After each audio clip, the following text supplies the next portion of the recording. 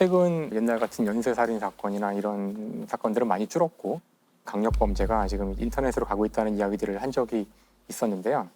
좀 더 미래에 올지 모를 그런 범죄는 특히 이제 인터넷 같은 데서 그런 걸 생각해보는 시간을 한번 가졌으면 좋겠다. 그래서 가상현실에서 일어나는 범죄 이야기를 해보려고 하는데요. 여러분 현피란 말 아세요? 현피 알죠? 현실 PK. PK라 그러나요? 네, 현실 PK 아니에요. 현피. 현피 뜬다. 게임하다가 현실에서 만나가지고 맞짱 뜨는. 근데 그 P가 PK인가요? 현실 PK 아닌가요? 저 현실 맞죠? 네, PK로 현실 알고 PK. PK 있어요. 페널티킥? PK. 아. 네. 아 플레이어 킬. 네. 그래서 뭐 가서 직접 만나서 하는 걸 현피라 그러잖아요. 오프라인에서 만나. 네. 강남역 현피 뜬다. 그래서 이제 원래는 게임 속에서만 싸워야 되는데 네. 게임 속의 싸움이 현실까지 이제 옮겨 붙어서 현실에서 만나서 막 싸우게 되는 이제 그런 이야기를 하는 건데 이 가상 세계에서만 일이 벌어진다면 아직은 우리가 범죄라고 보기가 쉽진 않을 텐데 현실로 그 문제가 나오면은 범죄가 될 확률이 이제 커지는 거죠. 실제로 모바일 게임 현피 살인 사건이라고 있어요. 2021년 3월인데요. 게임을 이제 안 하시는 분들이 듣기엔 좀 이상할 수도 있는데 게임을 열심히 하지 않는다는 이유로 한번 보자고 하는 거예요. 만나자고. 이 사건의 피해자는 경기도에 살고 있었고 그다음에 이 사건의 가해자는 대전에 살고 있었는데 가해자인 사람이 흉기를 숨긴 상태로 만나게 되고요. 만나서도 서로 막 이제 서로 막 언쟁을 높이고 이러다가 결국은 살인에까지 이제 이르게 되는 거죠. 경기 양평에 사는 A씨는 누군가를 만난다며 급하게 집을 나섰습니다. 그러나 몇 시간 후 대전의 한 아파트 쉼터에서 흉기에 찔려 숨진 채 발견됐습니다. 가해자는 온라인 게임을 하다 알게 된 30대 남성이었습니다. 이들은 최근 며칠 동안 온라인 채팅을 통해 계속 다툰 것으로 파악됐습니다. 그런데 이 같은 시비는 온라인에서 그치지 않았습니다. 결국 온라인 상대를 직접 만나 싸움을 하는 이른바 현피로 이어진 겁니다. 사실 이 일이 벌어졌을 때 이런 식으로 살인이 일어날 수 있다는 사실을 이제 보통은 알기가 어려우니까 피해자의 가족들은 이해를 못했다고 하더라고요. 그러니까 더 좀 황당한 거는 이 현피를 뜨는 이 사건조차도 인터넷에서는 하나의 소비로, 그러니까 이게 하나의 사건이 돼서 이걸 또 실시간으로 중계를 하고 다른 사람들 막 몰려가서 라이브하고. 막 찾아보고 라이브 방송으로 하고 사람들이 이 문제를 이렇게 의외로 이렇게 심각하게 생각하지 않는 경향이 좀 있다는 거죠. 게임 같은 것에 너무 중독이 돼서 일어날 수 있었던 아주 끔찍한 사고 중에 하나가 게임에 중독된 이제 부부가 영화를 방치해서 이제 영화가 이제 죽음에 이르게 된 그런 사건이 있었어요. 2009년 이제 수원에서 있었던 일인데요. 이 부부한테 태어난 이 아이는 몸무게가 2.15kg의 미숙아로 태어났다고 하더라고요. 굉장히 보살핌을 받아야 되는 그런 상황임에도 불구하고 거의 방치를. 사실 100cc에서 적어도 한 160cc 정도를 하루에 6번 정도 우유를 이제 줘야 되는데 이 부부 같은 경우는 하루 한 번 20cc 정도밖에 주지 않았다고 하더라고요. 말도 안 되는 거죠. 그래서 결국은 아이가 영양해저로 죽어요. 진짜 이해할 수 없는 거는 이때 했던 게임이 가상의 소녀를 키우는 그런 게임이에요. 실제 자기 아이는 지금 먹지 못해서 죽어가는데 게임 속에 소녀를 키우는 것에는 몰두를 하고 있었던 거죠. 부부에게는 징역 2년에 집행유예 3년 선고돼요. 신생아의 방치는 거의 살인과도 같은 건데. 집행유예 3년이면 그냥 내보낸다는 얘긴데. 이들이 저지른 일에 비하면 이해하기가 좀 힘든 판결이 아니었나 싶은데요. 예를 들다 보니 게임에서 주로 벌어진 범죄들을 이야기했는데요. 사실 게임이 곧장 범죄로 연결되거나 그러진 않고요. 폭력적인 게임을 한다고 해서 이 사람이 폭력적인 사람이 되는 건 아니거든요. 맞습니다. 근데 이제 앞으로는 가상현실과 관련된 범죄가 지금보다 더 수준이 깊어질 확률이 크다고 보는데 그 이유는 바로 이제 요즘 아마 종종 언론에서 나오는 바로 메타버스. 그렇죠. 이제 많은 분들이 대충 메타버스는 이런 걸 거다라고 이제 알고는 계실 거예요. 하나의 어떤 가상의 공간이 만들어져서 마치 실제와 같이 내가 그 가상의 세상에서 사는 건데 거기서 다른 사람들을 만나고 이야기하고 그 안에서 내가 땅을 사고 집을 짓기도 하고 돈이 벌리고. 돈을 벌 수도 있고 지금은 뭐 충분치는 않겠지만 미래에는 그 안에 완전히 실생활과 같은 그런 많은 것들이 만들어질 거라는 이제 그런 전망을 사람들이 하고 있고요. 우리나라에서도 그 잽라는 메타버스가 있는데 거기 지금 현재 누적 가입자가 몇 명이나 되는지 아세요? 제가 봤을 때가 2억 몇 명이었거든요. 최근에 3억. 물론 이제 3억 넘었네요. 명이 지금 상시로 쓴다는 얘기는 아니고 누적 가입이니까 뭐 액티브 유저가 지금 한 달에 한 2천만 정도라고 지금 추정을 하고 있으니까 굉장히 많은 사람들이 이미 메타버스에 가 있고요. 그런데 왜 우리는 모를까요? 여러분 모르시잖아요. 젊은 세대들이 주로 그렇죠. 이용하기 때문에. 10대. 7세에서 12세까지가 50% 거의 절반 가까이가 그렇고요. 예. 18세까지가 또 한 20%. 그러니까 한 7, 80%는 10대예요, 10대. 근데 메타버스를 정말 어린 때 접하는 건 저는 좀 우려하고는 있어요. 너무 어린아이들한테 텔레비전 시청을 권하지 않잖아요. 다른 어떤 감각들을 키우는 데 방해가 되기 때문에 아주 어릴 때 어떤 현실 세계에 대한 이미지 같은 거를 확실히 갖지 못했을 때 거기에 빠져드는 게 과연 좋은 일일까? 저는 좀 그런 생각해요. 그래서 가상현실, 특히 메타버스 같은 데서 일어날 수 있는 일단 1차적인 범죄들이 어떤 게 있을까? 아바타가 누구한테 한 대 얻어맞으면 어떨까요, 기분이?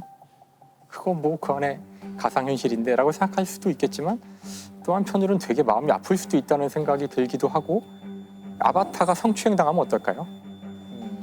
불쾌할 것 같아. 아니 몰입했다면 굉장히 안 좋을 수 있을 것 같아요. 하루에 대부분의 시간을 여기에 사는 사람이라면 나한테는 현실보다 이 가상의 세계가 더 중요할 수 있을 텐데 그때 나한테 가해지는 나의 아바타한테 가해지는 그런 물리적 폭력 그것은 나한테 어떤 의미일까? 그것을 법으로 제재를 해야 될 필요가 있을까? 사실 이 문제에 대해서는 이미 전례가 있었어요. 거의 최초의 온라인 멀티 유저 게임이 1993년 정도에 나왔는데요. 머드라는 게임이 있었어요. 먼 옛날이죠. 게임이라 그래봤자 글자밖에 안 나와요. 네. 당신은 방에 들어갔습니다. 눈앞에 뱀이 나타났습니다. 뱀을 어떻게 할까요? 1. 칼로 찌른다. 2. 발로 밟는다. 무시하고 지나간다. 뭐 이런 게임이에요. 거기서 만나는 사람들은 실제 하는 사람들을 만나게 되는 건데요. 실제 이 게임, 머드 게임 중에서 어떤 한 사람이 다른 사람을 성적으로 공격하게 돼요. 성적 공격을 하게 되는데 그게 상대한테 너무나 큰 상처였고 그 사람이 그걸 가지고 이제 진정을 올리고 그래가지고 그 성적 공격을 했던 그 사람이 유저에서 박탈당하는 일이 벌어져요. 이때. 이때 사람들이 이걸 놓고서 많은 논쟁을 벌여요. 아니 그래봤자 게임 속의 캐릭터인데 그것 때문에 이 사람을 이 정도까지 그 벌을 주는 게 맞나? 뭐 이런 논쟁이 그때 한 철학자가 이런 질문을 던지죠. 혼자 하는 게임에서는 윤리적 문제가 없나? 예를 들어 혼자 하는 게임 속에서 우리는 지금도 수없이 많은 살인을 저지를 수 있잖아요. 총을 들고 다니면서 막 사람들을 샷건으로 쏴 죽이거나 뭐 윤리적인 문제가 있다고 생각하지는 않잖아요. 그러자 그 철학자가 이런 질문을 던져요. 만약 당신이 하는 그 게임에서 사람과 똑같이 생긴 대상을 고문을 하는 건 괜찮을까요? 나 혼자 하는 게임인데 거기서 소아성애를 하는 건 괜찮을까요? 그러자 사람들이 멈칫한 거예요.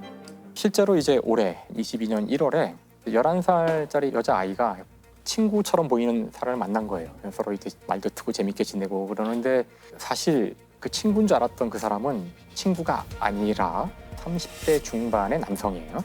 자신의 나이를 속이고 접근을 해서 친한 관계가 되고 뭐 아이템 같은 걸 돈 주고 살 수도 있고 그래요. 그러니까 그런 선물을 막 해주고 11살 양은 메타버스에서 한 남성을 알게 됐습니다.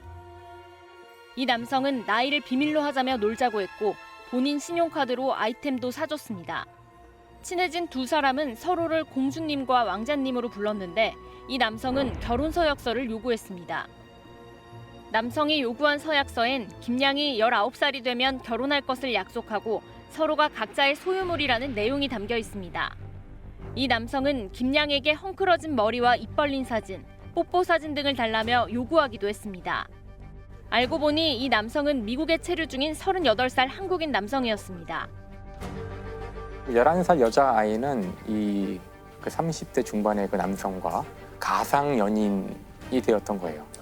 처음엔 장난으로 시작을 했겠죠. 그래서 야, 너 나랑 결혼하자. 뭐 그래 말 놓자. 뭐 이러다가 점점 이제 여자아이에게 숙녀로 보인다. 내가 존댓말을 쓸 때면 흥분된다. 이제 이런 메시지를 보냈고요. 결국은 연락처도 주게 되고 사진도 보내주고 뭐 결혼 서약서도 써주고 부모는 경찰에 지금 신고한 상태거든요.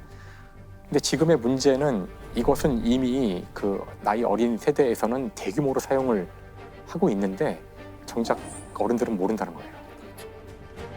우리 아이들이 이 가상의 세계에 얼마나 몰두하고 있고 자신의 생각을 넣고 있는지를 우리가 제대로 이해 못한다면은 거기서 상처받고 이 아이가 아주 위험한 선택을 할 수도 있는 거고 그 안에서의 일을 현실로 갖고 와서 현피를 뜰 수도 있는 거고. 메타버스 안에서 일어난 성범죄 처벌할 수 있을까요? 신체 접촉이 있어야지 일단 성폭력 범죄예요. 근데 이거는 사실 신체 접촉이 없기 때문에 성폭력으로 볼 수는 없지만 만약에 피해자가 아동 청소년인 경우에는 우리 저번에 한번 얘기했던 그 온라인 그루밍에 네. 해당할 소지가 상당히 온라인 그루밍. 높죠. 네. 특히 16세 미만 아동이 대상자였다고 한다면 2021년 9월 24일부터 시행된 아동 청소년의 성보호에 관한 법률, 이제 개정된 법률에 따라서 충분히 처벌할 수 있을 것으로 보입니다. 저는 다른 각도로 한번 봤으면 좋겠다는 생각을 해요. 누군가를 칼로 찌르는가, 성폭행을 하는가, 그게 과연 죄가 되는가 이전에 칸트라는 사람이 그런 말을 하거든요. 우리는 윤리적 의무는 인격체에 하는다. 그러나 비인격체한테도 간접적 윤리적 의무를 갖는다. 그것은 그 행위가 윤리적 이제 인격체한테도 파급 효과를 미치기 때문에 그 얘기는 뭐냐면 형벌보다도 이것에 있었던 인간의 인격체에 대한 윤리적 교육을 먼저 강화를 시켜줘야 되는 거죠. 어린애들한테도.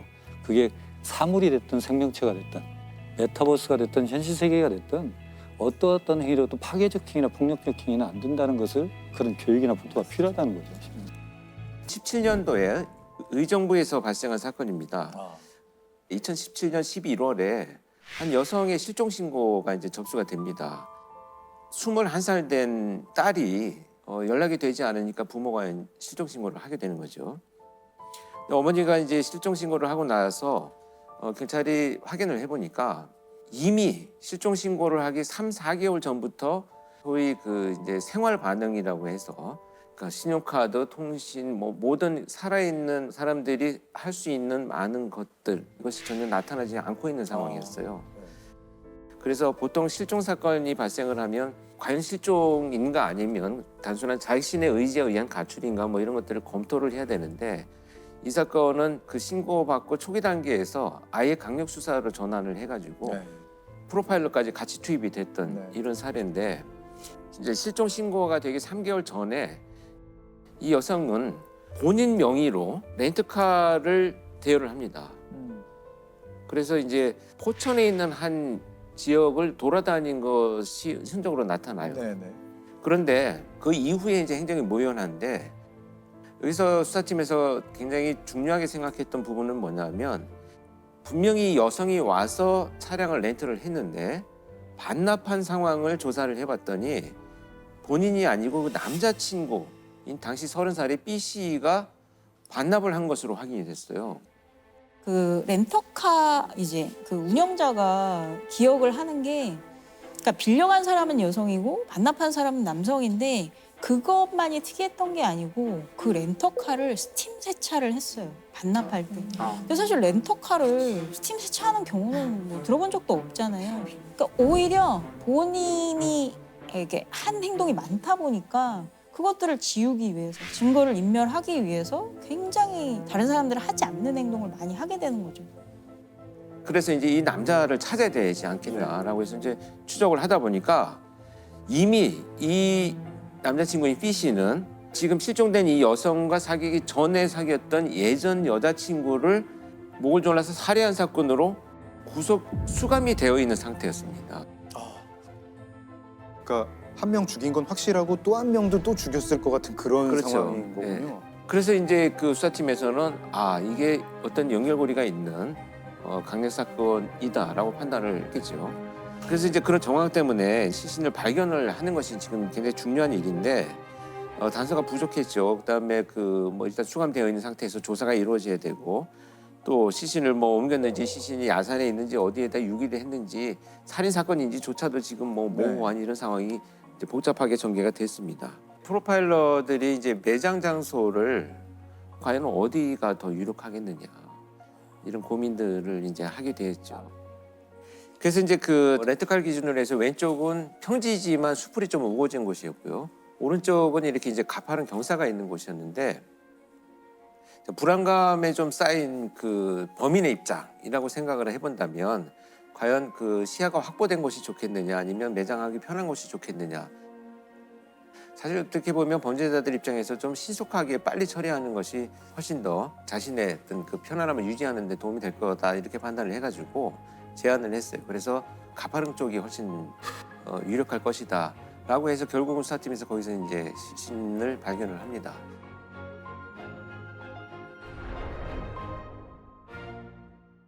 그래서 이제 그 시신은 발견이 됐는데 지금까지는 사실 우리가 이제 정황이었잖아요. 네, 그렇죠. 본인은 결국 자백을 하지 않는 상태입니다. 그래서 이제 자백이 굉장히 중요한 상황인데 이 초기 단계에서부터 이제 끝까지 자기는 수사관들의 질문에 대해서 계속 번복을 하고 거짓말을 하는 것이 반복돼서 나타났거든요.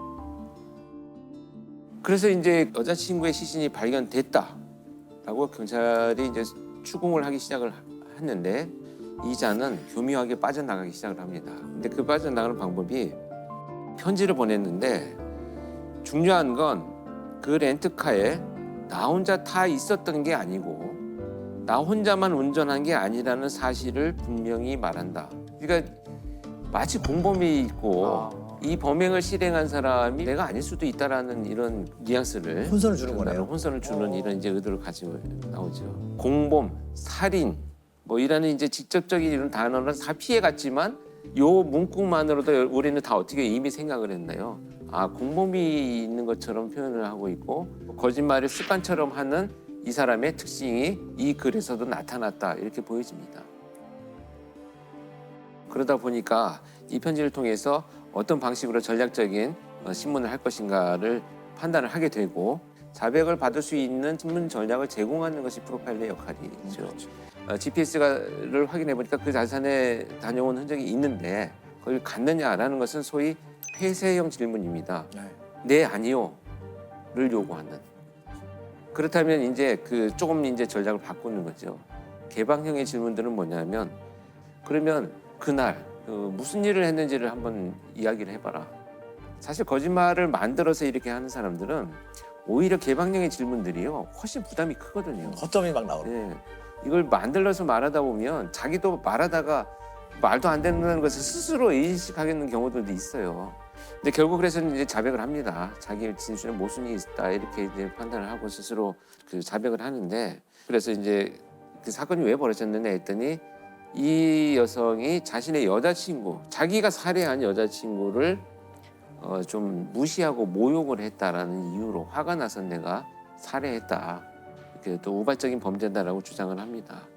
그럼에도 불구하고 이제 그 2019년에 대법원에서는 결국 무기징역을 확정을 했습니다. 그래서 판결문에 보면 3쪽 정도의 그 분량으로 범행을 입증하고 신문기법이 얼마나 유용하게 이 사람의 진실을 밝혀내는데 쓰여졌는지에 대해서도 그 좀 적시를 해놓았습니다. 그래서 예전처럼 이제 법정에 프로파일러가 나온다 안 나온다 증언을 한다 이 문제를 우리가 뭐 유용하다 그렇지 않다를 판단하기보다는 이런 방식으로 이제는 뭐 혼선을 주기 위해서 거짓말하는 사람들을 밝혀내는 기법들이 많이 법정에서도 인정을 받고 있다 이렇게 이제 보는 것이 나을 것 같습니다.